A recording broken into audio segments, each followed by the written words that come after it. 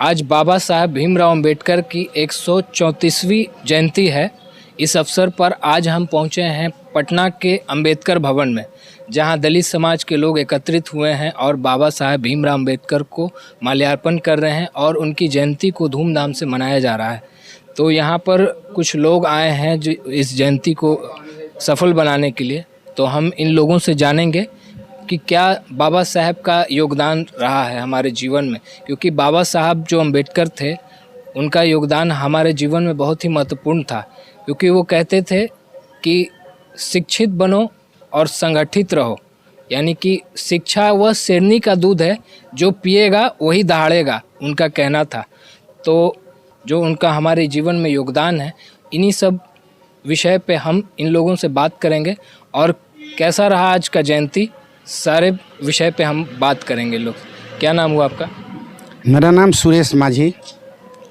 अच्छा, आज बाबा साहब भीमराव अंबेडकर का जयंती मनाया जा रहा है, तो कितना खुशी हो रहा है आज आप लोग को?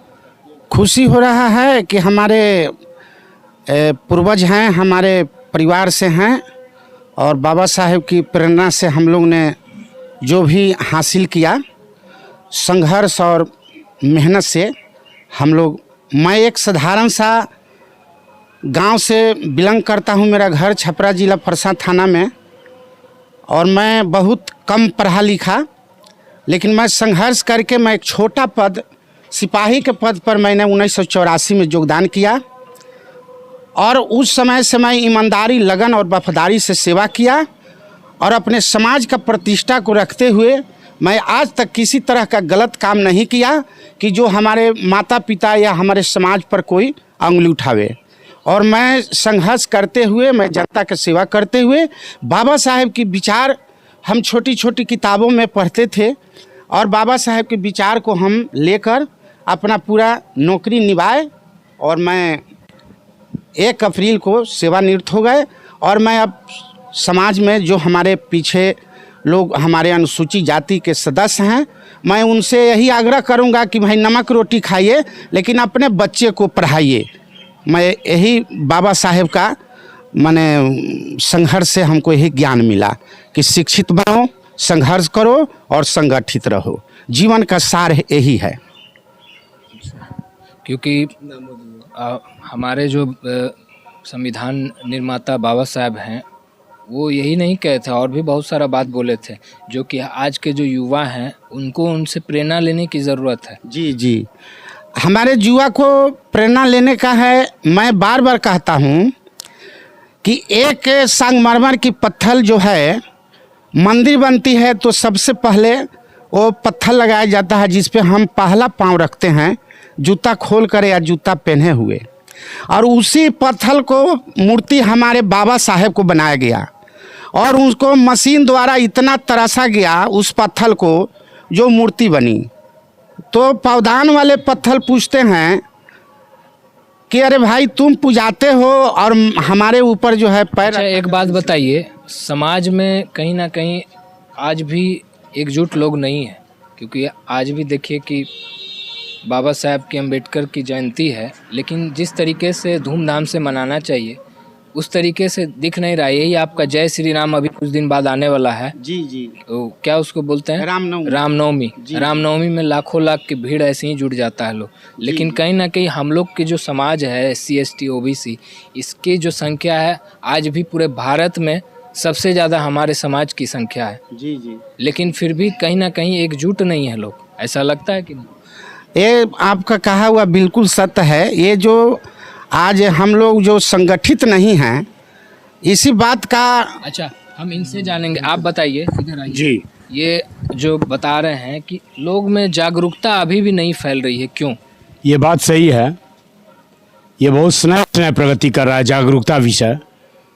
जैसे अभी अभी माता का जागरण लोग करते हैं, तो जागरण का मतलब है कि आप अपने रात में जग करके जागरण नहीं होता है, आप समाज के लोगों को उद्वेलित करें। किस लिए? कि तुम स्ट्रगल करो और हिमालय की उस ऊंचाइयों पर जाओ जहाँ तुम्हें जाना चाहिए। लेकिन होता क्या है, आर्थिक सामाजिक परेशानियों में दबकर अपनी पेट के रोजी रोटी के चक्कर तक, उस बुलंदी तक, उस हिमालय की ऊंचाई चोटी तक उसको पहुंचना चाहिए। लेकिन यूनिटी इज ऑल्सो स्ट्रेंथ। हमने अगर उसी हाथ को मुट्ठी बांध लिया और एक मुक्का जोर के मारा तो तुरंत कहा कि अरे माई रे माई, और एक थाप मारे तो कुछ नहीं होगा। तो united we stand and divided we fall, ये सबसे बड़ी चीज़ है। आज मुझे अपने समाज के इस सम्मेलन में नए नए भाइयों से भेंट हो रहा है। तुरंत एड्रेस पता लिखा जा रहा है। एक वेबिनार, सेमिनार और सांस्कृतिक पत्रिका हर 15 दिन में पाक्षिक। अभी एक IAS दलित पासवान जी लिख रहे हैं पाक्षिक कि हम कहाँ थे, हम जिंदा हैं कि मर गए। निकलना चाहिए हर 15 दिन में। ये नहीं हो रहा है। That is cultural education. अभी नागवंश का सम्मेलन बगल में हो रहा है, दैट इज़ कल्चरल सम्मेलन। तो कल्चर हमारा है नहीं तो एजुकेशन भी नहीं है, और शिक्षा का अभाव है। दोपहर में गार्जियन आता है, ए प्रिंसिपल साहब बच्चा को छोड़ दीजिए, कमाएगा नहीं, खटेगा नहीं तो हम खाएंगे कैसे, ये स्थिति है। जबकि गवर्नमेंट कर रही है IAS पाठक जी शिक्षा कि दिन भर पढ़ाओ बच्चों को, लेकिन गार्जियन गुरु जी के गोड़ लग के उस बच्चे को 8 बजे के बाद, दोपहर के बाद अपने घर ले जा रहे हैं कि ये मजदूरी करेगा नहीं तो हम खाएंगे कैसे। वहाँ पाठक जी क्या करेंगे, IAS शिक्षा सचिव। वहाँ कमजोरी है, जहाँ आर्थिक कमजोरी है, पेट में दाना नहीं तो शक्ति कहाँ, शक्ति नहीं तो शिक्षा कहाँ, शिक्षा नहीं तो शेरनी का दूध कहाँ, ताकत कहाँ। यही कारण है। बिना शिक्षा और बिना मेहनत किए तो कुछ हासिल नहीं होगा क्या? कभी नहीं हो सकता। शिक्षा, मेहनत। सबसे पहले मैं बोधिसत्व बाबा साहब भीमराव धन्यवाद। अंबेडकर के चरणों में श्रद्धा सुमन अर्पित करता हूँ। ये कहना गलत है कि डॉक्टर भीमराव अंबेडकर सिर्फ दलितों के नेता थे, वो पूरे भारत के नेता थे, हर एक आदमी के नेता, हर एक जाति, हर एक धर्म के नेता थे। सही बात। आप लोगों ने बांध दिया, कुछ लोगों ने बांध दिया कि हमारे उसी के नेता थे। मैं अतिशय समाज से आता हूँ, लेकिन हम भी सबसे बड़ा आइडियल किसी को मानते थे, उसी को। लेकिन बाबा साहब किसको मानते थे? महात्मा बुद्ध को, कबीर को, फूले से, जो कि दलित समाज के नहीं थे, लेकिन उसको मान करके आगे बढ़े और वो सारे समाज को रास्ता दिखाए। ये नहीं कहना कि सिर्फ दलितों को रास्ता दिखाए, सबके लिए समता, सुंदरता, बंधुता और न्याय की भावना को कौन दिया? यदि वो 22 रहते, अपने ही समाज के लिए रहते, सबके लिए खोले हो। तो ये कहना गलत है कि इसी का है। ये उनके गुण का पहचान पूरे देश, पूरा वर्ल्ड कर रहा है। सिंबल ऑफ नॉलेज का उनको दिया है और उनको अपने तक में सिमट देना, उनसे हमें सीखना चाहिए कि पहले अपने आप को पहचानो, तर्कशील बनो, कबीर के आधार पर तर्कशील बनो और वैज्ञानिक सोच रखो, जो कबीर साहब का पद था। दिशा है कि साहब का शिक्षित बनो, शिक्षित बनो, तभी कोई ज्ञान अर्जन करो, तभी कुछ होगा। तो ये 3 आदर्श और चौथा आदर्श इन्होंने एक स्थापित करके, उन्होंने तो सिर्फ कर्म से, वचन से बोला था, लिखा था, लेकिन इन्होंने कर्म से घोषित किया कि ये तीनों चीज इस विधा से, इस संविधान से, इस रास्ता से पूरे समाज को दिया जा सकता है। तो इनको सिर्फ दलितों तक सीमित करना, या हम लोग जो दलित अति पिछड़े सब उतना ही तक नहीं सीमित करना है। ये नारी के लिए स्वतंत्र समान नारी संहिता कानून लगाए, किसके लिए? सिर्फ दलितों के लिए। सवर्ण महिला भी थी, सभी को लाभ पहुंच रहा है, सबको लाभ पहुंच रहा है। तो शिक्षित बनो, संगठित करो, संघर्ष करो। वो किसके लिए बोले? हमारे लिए, क्योंकि हम अशिक्षित थे, हम पेट के भूखा, हम दिमाग के भूखा। सबसे बड़ी बात है कि दलित जो पिछड़े थे, हाँ, कोई भी दलित उन्होंने, चूंकि उस दलित इस अंश में लिया उन्होंने कि सबसे जो पीछे थे और जो अनटचेबल थे, जो घृणा की दृष्टि से लोग दूर देखा जा कर थे। हम लोग 2 तरह के थे। हम लोग बैकवर्ड में थे, एक सेकेंड, बैकवर्ड में थे तो हम लोग सछूत थे, उसके घर नौकर इस सब में काम करते थे और इन लोगों को दूर रखते थे। भेदभाव हम लोगों के साथ भी हुआ। हम लोगों का क्या है, जो स्थिति है, हम लोग माने ना दलित रहे ना सवर्ण रहे, हम लोग दोनों के बीच में पिसते रहे, नौकर चाकर के रूप में सेवादार रहे। तो इसीलिए हमारी स्थिति भी, हमारे भी जो उद्धारक हैं वही हैं। 340 का कौन ने प्रावधान दिया? इन्होंने दिया। आदिवासी के लिए इन्होंने दिया, महिलाओं के लिए इन्होंने दिया।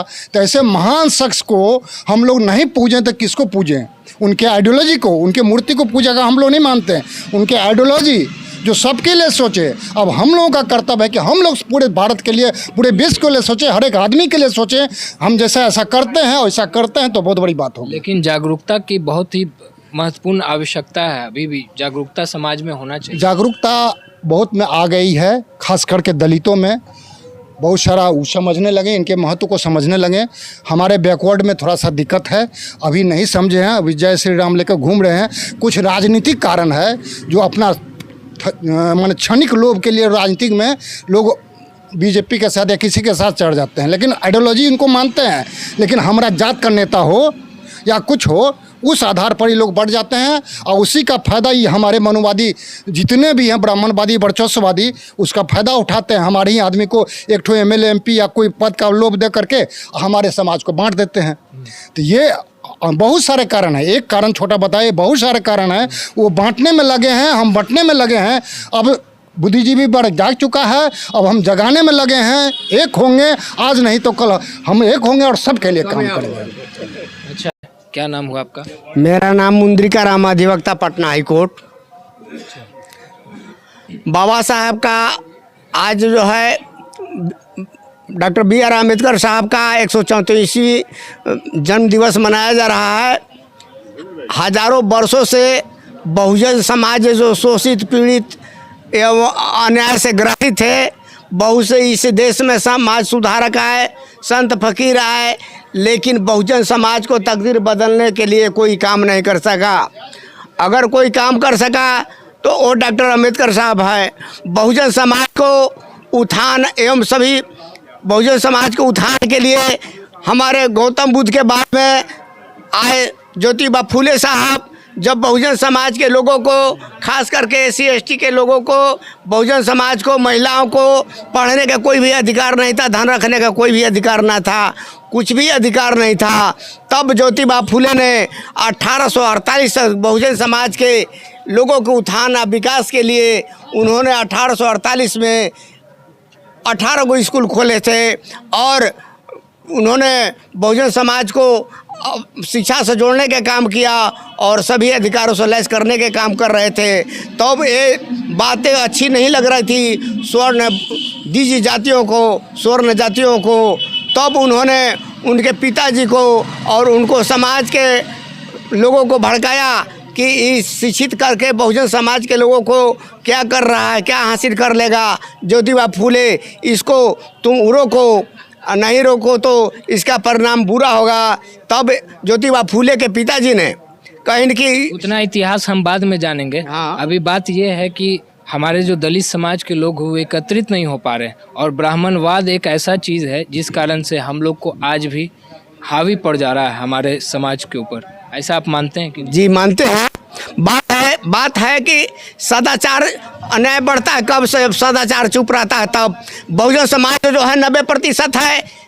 कहावत है कि जिसकी बहुमत होती है उसकी सरकार होती है, लेकिन यहाँ अपने देश भारत में उल्टा है। 10% वाले की सरकार 10% वाले को सरकार बनती है और 90% के लोग जो हमारे हैं, जो आज विधायक में, MP में जीत के जाते हैं, जो हमें गुलाम बनाए रखना चाहते हैं, सभी अधिकारों से लैस नहीं करना चाहते हैं, उनकी ही खिदमतदारी में लगे हुए हैं। ये पूना पैक्ट जब से लागू हुआ, बाबा साहब गांधी जी के बीच में हुआ, तब से 2वें दर्जे का प्रतिनिधि जो है हमको मिला। जो ठीक जी, हम और भी लोग हैं यहाँ पे, हम जानेंगे कि क्या कारण है कि हमारे समाज में आज भी लोग एकत्रित नहीं हो पा रहे। कहीं ना कहीं एक है जहाँ पे लोग समझ नहीं पा रहे अपने हक के लिए कि हमारा हक क्या है, जो बाबा साहब हम लोग को दे के गए थे। क्योंकि हमारे जो समाज के लोग हैं, आप सभी लोग जानते होंगे कि हम लोग को कुर्सी पे बैठने भी नहीं दिया जाता था। ये स्थिति थी जब बाबा साहब हम लोग को संविधान बनाए, तो उनके कारण हमें हक मिला कि आज हम बोल पा रहे हैं, हम बैठ पा रहे हैं। तो ये सारी चीज़ें हैं, तो क्या क्या बोलना चाहिए? सबसे पहले तो बोधिसत्व विश्व गुरु के रूप में, सिंबल ऑफ नॉलेज के रूप में बाबा साहब की आज जयंती है। इतनी महान हस्तियाँ कि संपूर्ण भारत का संविधान के शिल्पकार के रूप में जाने जाते हैं।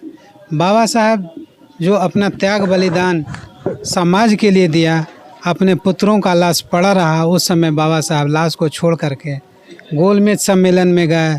उनके बड़े भाई पूछते रह गए कि आपके पुत्र राजरत्न चले गए और आप इनको छोड़ करके गोलमेज सम्मेलन में जा रहे हैं। अपने भाई को बोले कि हे बंधु, मैं एक राजरत्न अंबेडकर को मरते देख सकता हूं, लेकिन आने वाले हमारे भारत के पीढ़ी के जितने भी राजरत्न होंगे वो हमारे एक घर से नहीं होंगे। आज अगर जो मैं गोलमेज सम्मेलन में नहीं जाऊंगा तो सारे भारतवासी के पुत्र मारे जाएंगे। ये उनकी त्याग और बलिदान का प्रतीक है, उनसे हम लोगों को सीख लेनी चाहिए। और जहाँ तक आज बात बोल रहे हैं कि हम लोग को क्यों नहीं अधिकार मिल रहा है, हम लोग वंचित क्यों हैं, तो ये सबसे बड़ी बात बाबा साहब कह के गए थे, शिक्षित बनो, संगठित रहो, संघर्ष करो। हम लोग शिक्षित, हमारा कौम पीढ़ी शिक्षित अभी मुश्किल से 10% हुआ है। संगठित कब होंगे? जब हम शिक्षित होंगे, हमारे समझ में आएगा कि मैं पढ़ लिया। बाबा साहब के संविधान पढ़ने का काम कितने बहुजन किए हैं, उनका अनुकरण मैं कैसे कर सकता हूँ? समाज में मुश्किल से 10% लोग पढ़े लिखे हैं और 90% लोग सिर्फ साक्षर के गिनती में हैं। और साक्षरता का स्थिति भारत में इतनी बुरी है कि इसका खामियाजा आप लोग खुद बता सकते हैं। आप लोग मीडिया क्षेत्र से हैं, क्या बिहार में शिक्षा का जो स्थिति है इस पर आप क्या कहना चाहेंगे? मैं आपसे सवाल करता हूँ। नहीं, कहीं ना कहीं तो हमारे समाज में भी आज शिक्षा का अभाव है। अंबेडकर साहब भी कहे थे कि शिक्षित बनो, संगठित रहो, तो बिना शिक्षा के तो संगठित आदमी हो नहीं सकता है। नहीं, शिक्षा पा कर के लोग सांसद में चले जाते हैं, विधानसभा में चले जाते हैं, लेकिन सरकारी स्कूल, सरकारी कॉलेज में इतने कम संख्या में प्रोफेसर मिल पाते हैं। शिक्षा इतनी महंगी हो गई है। बाबा साहब तो सबको फ्री में शिक्षा देने का बात बताए थे, अमेरिका भी आज फ्री में शिक्षा दे रही है, लेकिन हमारे बिहार में जो शिक्षा का स्थिति है, स्वास्थ्य का स्थिति है, इस पर क्या कोई सरकार बोल पाती है? व्यवसायीकरण हो गया है। आप एक प्राइवेट स्कूल का बुक देख लीजिए कि जाते हैं खरीदने तो वहाँ टोटल बुक दुकान में ना मिल करके स्कूल में ही दुकान खुल गया है। सेंट्रलाइज है, एसी सेंट्रलाइज चला हुआ है। क्या बहुजन के बच्चे प्राइवेट स्कूल में पढ़ सकते हैं? सरकार इसके लिए, शिक्षा के लिए क्या कर रही है? सरकारी स्कूल में किसी प्रकार का गुणात्मक सुधार कर पा रही है? ये तो हमारे समाज के लिए खेद की बात है। हमारे समाज से हमारे सरकार के मुखिया हैं, लेकिन हमारे समाज के प्रति सोचने पे हम लोगों को मजबूर होना पड़ता है कि हम लोग आने वाले 2-4 साल के पीढ़ियों में बच्चे को उच्च गुणात्मक के शिक्षक नहीं दे पाएंगे। लेकिन हमारे केंद्र में भी केंद्र में जो सरकार है, कहीं ना कहीं ऐसा नहीं लगता है कि हमारे विरुद्ध में, हमारे समाज के विरुद्ध में साजिश की जा रही है मोदी सरकार द्वारा कि आरक्षण को खत्म किया जाए? इस चीज़ को मानते हैं? हम मानते हैं, that true fact, that you tell me now that is true fact. मैं कहना चाहूँगा कि हमारे जो संविधान है, हमारा संविधान में 554 मेंबर ऑफ पार्लियामेंट हैं। यदि ये member of parliament schedule caste, schedule type और ओबीसी, मैं बैकवर्ड की बात करना चाहता हूँ, ये यदि सही लोग गोलबंद हो जाएं तो आज कोई भी हिंदुस्तान का जो वज़ीर आज़म अपने को कहता है कि मैं प्रधानमंत्री हूँ, वो गलत नहीं कर सकता, क्योंकि ये लोग चंद लम्हों में, चंद स्वार्थ में, पद की डिग्निटी में, पद की गरिमा में ये लोग बिक जाते हैं। दलित और शोषित जो भी लोग हैं, ओबीसी माइनॉरिटी के लोग हैं, इनका सही व्याख्या नहीं कर पाते हैं पार्लियामेंट में, सही मुद्दा को नहीं उठाते। हमारे समाज के भी लोग जैसे शोषण करते हैं अपने व्यक्तिगत स्वार्थ के लिए कि मैं एमपी बना रहूं और मैं दूसरे को नहीं बनने दूं। ये दलित समाज जागीर है, तो किसी की संविधान किसी की जागीर नहीं है। मैं आपसे कहना चाहूँगा चैनल के माध्यम से कि जितने भी नेता हैं, मेंबर ऑफ पार्लियामेंट है, हम यदि मान लीजिए कि ओबीसी और शेड्यूल कास्ट और ट्राइब की यदि लोग जितने भी एमपी है आज यदि गोलबंद हो जाएं और सही मुद्दे की बात उठाए तो आज कोई भी डिक्टेटर नहीं बन सकता। मैं यही कहना चाहूँगा।